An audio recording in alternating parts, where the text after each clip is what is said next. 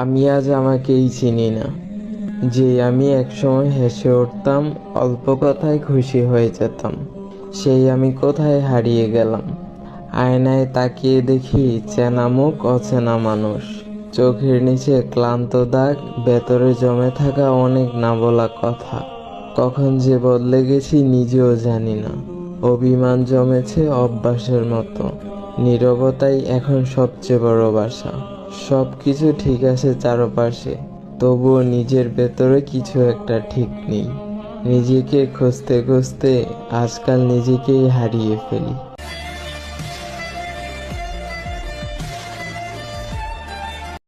আর অবহেলা পেতে পেতে সুন্দর সম্পর্কগুলো একদিন নষ্ট হয়ে যায়।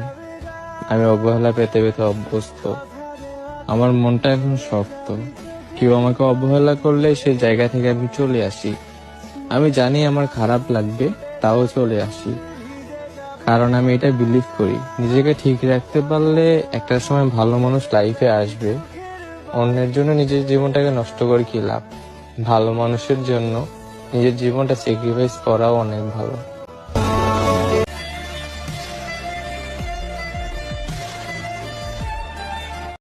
বিচ্ছেদ হবে না কেন? মানুষের কাছে এখন ভালোবাসার কদর নেই, সময়ের কদর নেই, ইমোশনের কদর নেই। কদর আছে শুধু রাগ, ইগো, স্বার্থে আর বাহ্যিক সৌন্দর্যের। মানুষ ধরে রাখার চেয়ে ছাড়তে বেশি পছন্দ করে। নিজে বদলানোর আগে অন্যের বদলে যাওয়ার এক্সপেকটেশন রাখে। রাগ আর জেদে প্রতিযোগিতা পছন্দ করে। নিজেদের সম্পর্ক সুন্দর করার চেয়ে আরো বেটার একটা খুঁজে নেওয়া বেটার মনে হয় তাদের।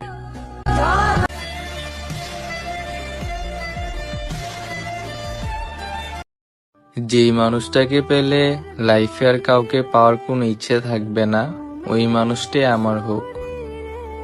আসলে লাইফে খুব তাড়াতাড়ি কাউকে প্রয়োজন নেই, দেরিতে হলেও একটা সঠিক মানুষ আসুক, যাকে ভালোবাসা যাবে, যার কাছে নিজের সবকিছু বলা যাবে। এই জীবনে মানুষ হারাতে হারাতে এখন হারিয়ে যাওয়া মানুষের কথা অনেক বেশি মনে পড়ে। অন্তত এরকম একটা মানুষ আসুক, যাকে পাওয়ার পর লাইফ আর কাউকে মনে রাখতে হবে না, মনেও করতে হবে না। সবাইকে ভুলতে পারবো, আর আমি আমার মানুষটাকে ভালোবাসতে পারবো।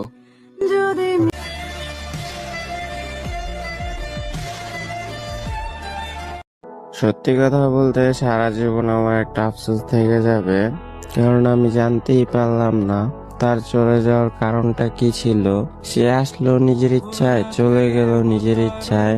জাস্ট চলে যাওয়ার আগে এইটুকুই বলেছিল, বাসায় সবকিছু জেনে গেছে, বাট চিন্তা করো না, আবার সব ঠিক হয়ে যাবে। বাট আজকে কতদিন হয়ে গেল, আর কোনো কিছুই ঠিক হলো না। আমি এখনো তার অপেক্ষায় বসে আছি যে সে একদিন ফিরে আসবে, আবার সব আগের মতন হয়ে যাবে। বাট লাইফে আফসোস নিয়ে বেঁচে থাকা একটা অভ্যাস হয়ে গেল।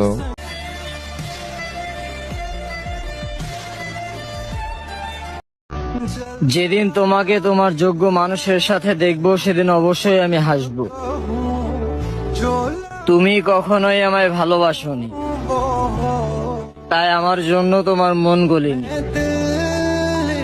তবে আমি আমার ভালোবাসায় বিশ্বাসী। ভালোবাসার প্রসঙ্গে আমি কখনো কাউকে তোমার নাম বলিনি।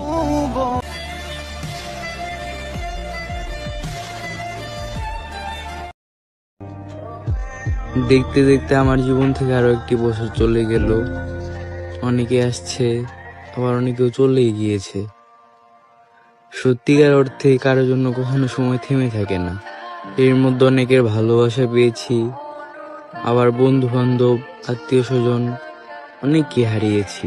সত্যি বলতে জীবন কারোর জন্য কখনো থেমে থাকে না, সে ছুটে চলে তার নিজের গতিতে। আমরা পিছিয়ে পড়ি। সবাই দোয়া করবেন আমার জন্য।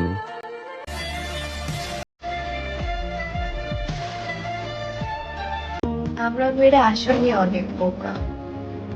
আমরা আমাদের প্রিয় মানুষের জন্য বা ভালোবাসার মানুষের জন্য পরিবার, দুনিয়া সব কিছু ছাড়তে রাজি হয়ে যাই, কিন্তু দিন শেষে সে মানুষটাই আমাদেরকে ছেড়ে চলে যায়। নারী আর পুরুষের মধ্যে কিন্তু একটা জায়গায় পার্থক্য আছে। পুরুষ পুরাতনে বিরক্ত হয়, আর আমরা নারীরা পুরাতনে আসক্ত হই। আর একটা কথা না বললে না, ইতিহাসও সাক্ষী আছে। পুরুষ নতুন রূপবতী দেখা পেলে পূর্ণ সেই মায়াবতীকে খুব তাড়াতাড়ি ভুলে যায়।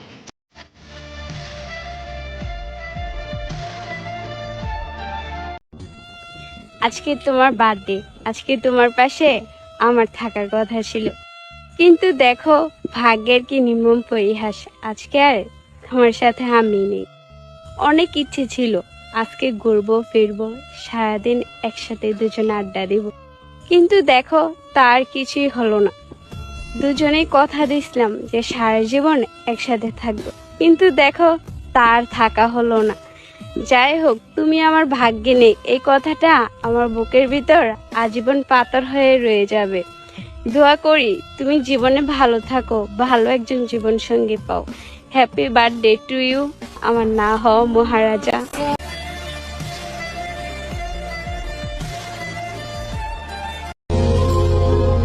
তাকে আমি বাদে অনেকেই ভালোবাসে, আমার থেকে হয়তো বেশি ভালোবাসে। আমি খুব বদমেজাজি আর রাগী একটা মানুষ, কিন্তু আমি ভালোবাসতে জানি। কে সত্য আর কে মিথ্যে সেটা আমি জানি না, কিন্তু আমি তোমাকে আমার নিজের থেকেও বেশি ভালোবাসি। তোমার প্রতি আমার যে ভালোবাসা সেটা মোটেও মিথ্যা নয়।